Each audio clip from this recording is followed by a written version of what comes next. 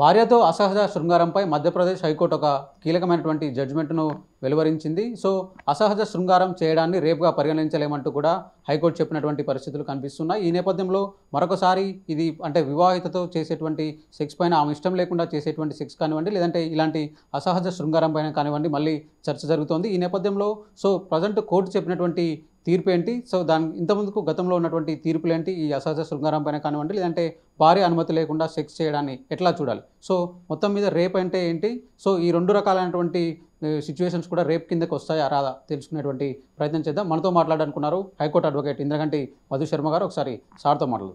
Sir చెప్పండి, ఈ అసహజ శృంగారానికి సంబంధించి ఈ అలహాబాద్ హైకోర్టు ఇచ్చినటువంటి తీర్పు ఏంటి, సో జనరల్గా ఈ అసహజ శృంగారంపై గతంలో ఉన్నటువంటి జడ్జిమెంట్లు ఏంటి? దీని మీద సింగిల్ జడ్జి బెంచ్ అనేది జడ్జిమెంట్ ఇవ్వడం జరిగింది. అయితే ఇది వరకు మనకి ఇది చాలా లెంతీ డిస్కషన్ జరిగింది ఇండియాలో.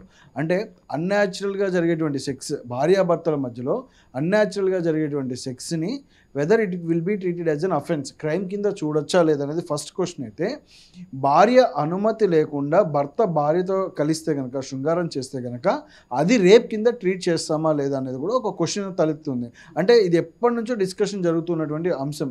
భార్యాభర్తల మధ్య ఉండేటువంటి లైంగిక సంబంధం వాళ్ళ ఇష్టపూర్వకంగా జరగకపోతే దాన్ని రేప్ కింద ట్రీట్ చేయవచ్చా లేదా అనేది కూడా ఉంటుంది. అంటే ఒక చిన్న ఎగ్జాంపుల్ పాయింట్ చెప్తాను మీకు.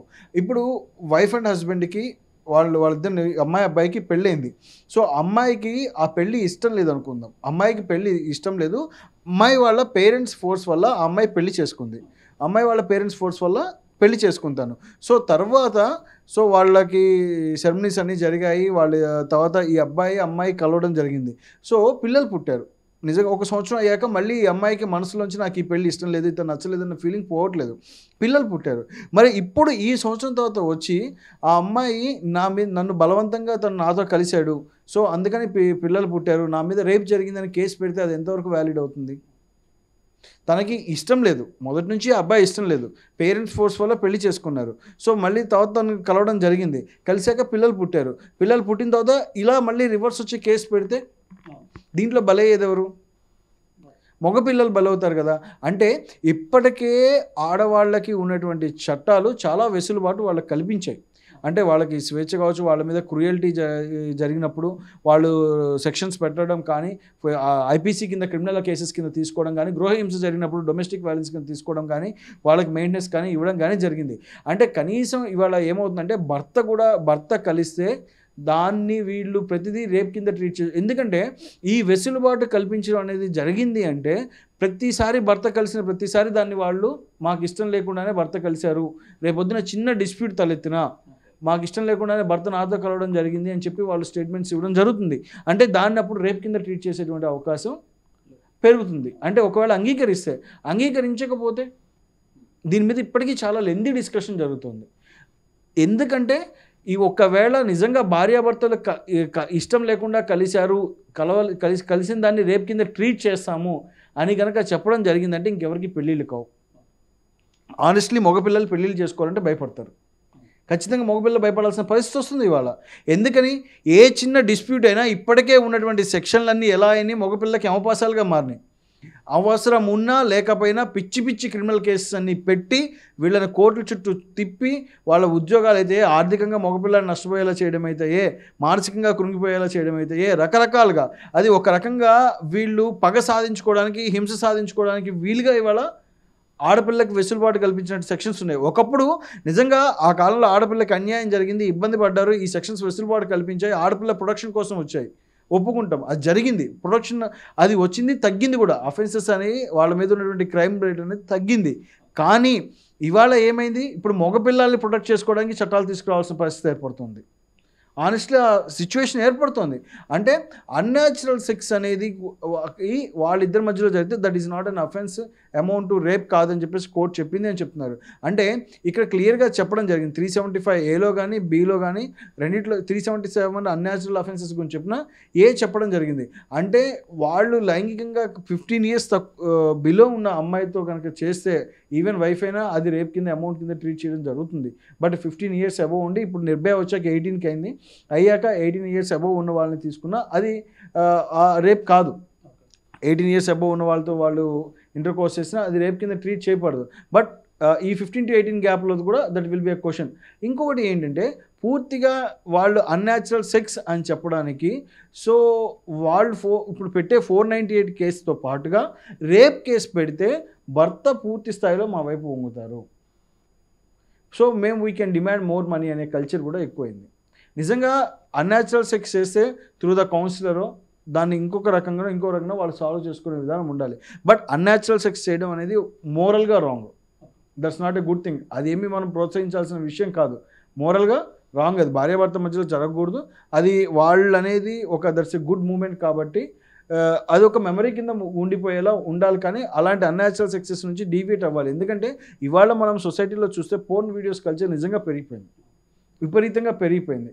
ఇవాళ మామూలుగా సోషల్ మీడియాలో కావచ్చు జనరల్గా చూస్తుంటేనే ఈ వీడియోస్ చాలామందికి కనపడటం, దాన్ని చూసి మోటివేట్ అయ్యి ఇలా చేయాలనుకునే మానసిక తత్వం పెరుగుతుంది. ఇది కొంచెం వినడానికి కష్టంగా ఉన్నా కానీ this is the truth. Psychological balance కోల్పోతున్నారు భార్యాభర్తలు.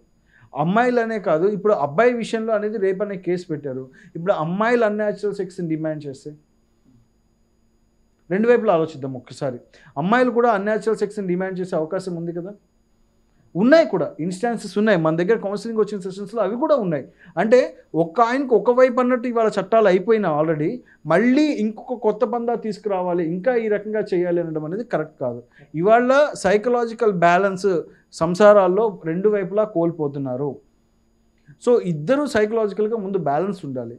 సో ఈ అన్యాచురల్ సెక్స్ అనేది వాళ్ళు కోరుకోవడం అనేది it's a morally wrong thing. Legally అది ఇంతవరకు రేప్ అనేది మ్యారిటల్ రేప్కి ఇండియాలో లీగలైజేషన్ పూర్తి స్థాయిలో లేదు. అది లీగల్గా కూడా చెప్పలేము. ఎందుకని భార్య అనుమతి కంపల్సరీ శృంగారం చేయడానికన్నా ప్రతి పాయింట్. అంటే ఇక ప్రతిసారి ఇష్టం ఉండి కలిసినా కానీ వాళ్ళకి ఇష్టం ఉండి కలిసినా కానీ తర్వాత వీళ్ళకి ఏదైనా గొడవలు వస్తే అది నాతో ఇష్టం లేకుండా కలిశారని చెప్తారు. అంటే ఇంకా మగపిల్లలు ఇక పెళ్లి చేసుకోక్కర్లేదు. పెళ్లి చేసుకోవాలంటే భయపడాలి. ఉన్న చట్టాలు చాలు స్వామి, కొత్త చట్టాలు వద్దు. ఇంకా ఇప్పటికే చాలా ఎక్కువైపోయినాయి. వాళ్ళని ప్రొటెక్ట్ చేద్దాం. పెళ్ళికి ఒకవేళ ప్రొటెక్ట్ చేయొచ్చు, కానీ త్రూ కౌన్సిలర్ ద్వారా మారడానికి ట్రై చేయండి. ప్రతిదీ యమపాసంలాగా మగపిల్లలకు పేక్కి పిసికేసేసి యమపాసాల్లాగా ఉరికంబాల్లాగా ఉంటాయి సెక్షన్స్ మీ దగ్గర నుంచి. ఇవన్నీ ఎట్లా అవుతాయి అంటే రేపొద్దున కాంపౌండబుల్ చేయించేసి వీళ్ళ చేత అగ్రీ చేయించేసి కూర్చోబెట్టి ఎక్కువ సెక్షన్లు పెట్టేసి ఎక్కువ కేసెస్ పెడితే ఏదో ఒక మ్యారేజ్ సెటిల్మెంట్లో పెద్ద అమౌంట్ డిమాండ్ చేయొచ్చు. వీటన్ని టార్గెట్ అలానే ఉన్నాయి. ఇప్పుడు ఉన్న చట్టాలు ఏవైతే ఆడవాళ్ళ పరిరక్షణకి చేశారో అవి పూర్తి స్థాయిలో డీవియేట్ అయిపోయాయి. ఇది నేను చెప్పిన మాట కాదు. ఒక 3 days బ్యాక్ గౌరవ సుప్రీంకోర్టు వారు కూడా చెప్పడం జరిగింది. 498A ఇప్పుడు ఐపీసీలో చాలా మిస్యూజ్ కాపాడుతోంది, చాలా మిస్యూజ్ కాబడింది. కొత్తగా రాబోతున్న బిఎన్ఎస్లో కానీ అందులో న్యాయ సంహితలో కానీ వీటిని కొంచెం చూడండి, రీలుక్ చేయండి, వెసులుబాటు కల్పించండి. చాలా దారుణమైన పరిస్థితులు తలెత్తాయి.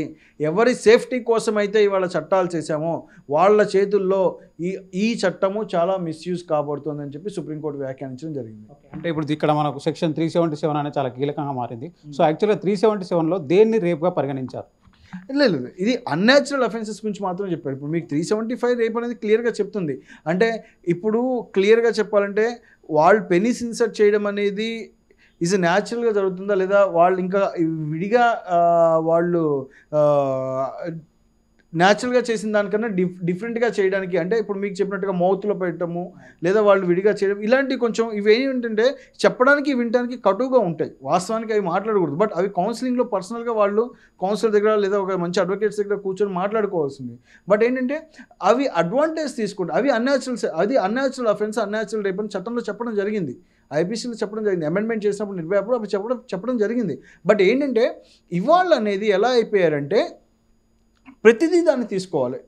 అంటే ఇష్టం ఉన్నా లేకపోయినా వీళ్ళు కలిసినా కలవకపోయినా రేపొద్దున జరిగిందో జరగలేదో నిజంగా తెలియలేదు. 4 గోళ్ల మధ్య ఏం జరిగిందో తెలియదు. ఇప్పుడు ఒక వెసులుబాటు కల్పిస్తే మళ్ళీ అది కూడా మిస్యూజ్ అయ్యే అవకాశం ఉంది కదా. ఇప్పటికే సగం కేసెస్ ఫ్యామిలీ డిస్ప్యూట్స్లో ఉన్న క్రిమినల్ కేసెస్ 498 కేసెస్ 80% అండి, నాట్ 80 అండి, 90 వేసుకోండి, 90% are the false cases. Simply to loot the money and the extract the money from the husband. ఇదే బేసిక్ రీజన్. ఇవాళ నేను మగవాళ్ళ సపోర్ట్ తీసుకొని మాట్లాడలేదు, మళ్ళీ చెప్తున్నాను. ఆడవాళ్ళకి అన్యాయం జరిగినవి ఉన్నాయి, లేవని అనట్లా, కానీ తప్పుడు కేసులు ఎక్కువైనాయి అని చెప్తున్నాను. సో జనరల్గా ఇప్పుడు దీన్ని మనం అసహజ శృంగారాన్ని ఒక రేపుగా పరిగణించలేమని చెప్తున్నారు. సో వేరే సెక్షన్లు ఏమైనా అప్లికబుల్ అయ్యేటువంటి అవకాశాలు ఏమైనా ఉంటాయి క్రైమ్ కింద? లేదు, ఇప్పుడు అదే భార్యాభర్తల మధ్య జరిగిన దాన్ని ఆ శృంగారాన్ని రేప్ కింద ట్రీట్ చేయలేము. ఖచ్చితంగా దాన్ని ఒక రేప్ కింద చూసి రేప్ కింద పెట్టేటువంటి అవకాశం కానీ చట్టం కానీ ఆ వెసులుబాటు ఏమి కల్పించలేదు. దాన్ని అసలు రేప్ కింద ట్రీట్ చేయలేము అనమాట. అది అదే అక్కడ చెప్పింది క్లియర్గా. ఇదే చెప్తున్నాను, అది అలా ట్రీట్ చేయాల్సి వస్తే అసలు ఇంకా పెళ్ళిళ్ళే అనవసరం ఇండియాలో. నిజంగా పెళ్ళిళ్ళే అనవసరం. ఆ ఇంటర్ప్రిటేషన్లోకి వెళ్తే పెళ్ళిళ్ళే అనవసరం. పెళ్లి చేసుకోవాలంటే భయం వేస్తుందండి. ఇంకా ఇప్పటికే పెళ్లి చేసుకోవాలంటే చాలా భయపడాల్సిన పరిస్థితులు ఉన్నాయి. ఇప్పుడు కొత్తగా ఇవి వస్తే ఇంకా భయం వేస్తుంది. ఏ చిన్న డిస్ప్యూట్ జరిగినా ఇంకా రేప్ కేసు అనేదే ముందుకెళ్తారు. నాన్ బెయిలబుల్ అఫెన్సెస్ కింద ట్రీట్ చేయబడతారు. ఈ మగపిల్లలు బయటికి రారు, ఎక్కడో ఉద్యోగాలు చేసుకుంటారు, ఏ సాఫ్ట్వేర్ కంపెనీలో ఉద్యోగాలు చేసుకుంటూ ఉంటారు. సో రేపొద్దున మళ్ళీ జాబ్ ఇవ్వాలంటే వీళ్ళకి బ్యాక్గ్రౌండ్ వెరిఫికేషన్ జరుగుతుంది. బ్యాక్గ్రౌండ్ వెరిఫికేషన్ జరిగినప్పుడు అరే బాబు నువ్వు మా దగ్గరికి వచ్చావు, కంపెనీ ఇప్పుడు కేసు ఉన్నప్పుడు కంపెనీ మారాలంటే చాలా రిస్క్ వీళ్ళకి. ఈ కంపెనీలో వీళ్ళు రిలీవింగ్ తీసుకొని ఇంకో కంపెనీకి వెళ్ళాలంటే ఏం చేస్తాడు, బ్యాక్గ్రౌండ్ వెరిఫికేషన్ చేస్తాడు. ఈ బ్యాక్గ్రౌండ్ వెరిఫికేషన్లు ఏమున్నాయి, ఈ అబ్బాయి మీద క్రిమినల్ కేసు ఉన్నాయి అని ఈ కంపెనీ తీసుకోవడానికి ఇష్టపడదు. రేప్ కేసు ఉంటే తీసుకుంటుందా? ఏ కంపెనీ అయినా రిక్రూట్ చేసుకుంటుందండి? ఏ కంపెనీ రిక్రూట్ చేసుకోడు. అంటే ఈ పిల్లాడి లైఫ్ కూడా కొలాప్స్, కెరియర్ కొలాప్స్, ఆర్థికంగా జీవితం నాశనం, కెరియర్ పరంగా జీవితం నాశనం, ఫ్యామిలీ పరంగా జీవితం నాశనం, నలుగురు రిలేటివ్స్లో పరువు పోవడం, ఇప్పటికే చాలా దరిద్రంగా తయారవుతున్నాయి ఫ్యామిలీ డిస్ప్యూట్స్. ఇప్పుడు ఇది కొత్తది తీసుకురావడం. అంటే ఇప్పుడు జనరల్గా మ్యారిటల్ రేప్ అనేదాన్ని కొన్ని సందర్భాల్లో మనం దాన్ని ఒక నేరంగానే పరిగణిస్తూ కొన్ని రకమైనటువంటి పద్ధతులు చూస్తూ ఉన్నాం. సో మ్యారిటల్ రేప్ కానివ్వండి, ఈ అసహజ శృంగారం కానివ్వండి, రెండింటిని వేరువేరుగా చూస్తేనే బాగుంటుంది అంటారు మీ అభిప్రాయం? లేదండి, మ్యారిటల్ రేప్ అనేది అసలు ఈజ్ నాట్ టు బి ఏ లా. నన్ను అడిగితే దాన్ని లా చేయకపోవడమే ఈజ్ ఎ గుడ్ థింగ్ అనేది నా ఒపీనియన్. అంటే ఇంకొక రకంగా కూడా ఒక డిమాండ్ మీరు అనొచ్చు, కొంతమంది చాలా భార్యల్ని ఇష్టం ఉన్నా లేకపోయినా ఫోర్స్ చేసి వాళ్ళు చేస్తారనే దానికి అడుగుతాను. అంటే అది పర్సంటేజ్ చాలా లీస్ట్. శ్రవణ్ గారు, చాలా లీస్ట్. మీరు కన్సిడర్ చేసుకుంటే ఈవెన్ నాట్ 1%. సో అలాంటప్పుడు వీళ్ళు ఏం చేస్తారంటే వాళ్ళకి నిజంగా ఈ ఇబ్బంది ఉన్నప్పుడు మీడియేషన్ సెంటర్స్లో, కోర్సులో అలా చెప్పుకోవడం, కేసెస్ అయినప్పుడు అలా చెప్పి ఈ రకమైన ఇబ్బంది తలెత్తింది, అందుకు ఉండలేకపోతున్నాను, లేదా కౌన్సిలర్ ద్వారా వాళ్ళు ఏదైనా తీసుకొని చేయడం కరెక్ట్. కానీ ప్రతిదీ ఇంకా పెట్టాల్సి వస్తే ఇది చాలా మిస్యూజ్ అయ్యే ప్రమాదం 100% ఉన్నది.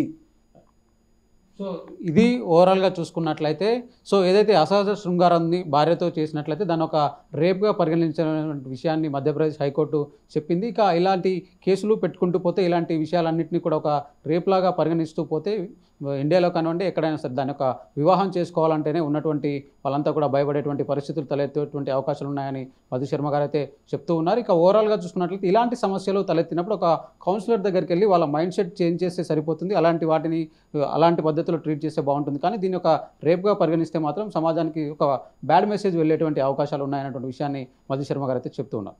వీడియో జర్నలిస్ట్ సాగర్తో శ్రవణ్, ఏవీఎన్ ఆంధ్రజ్యోతి, హైదరాబాద్.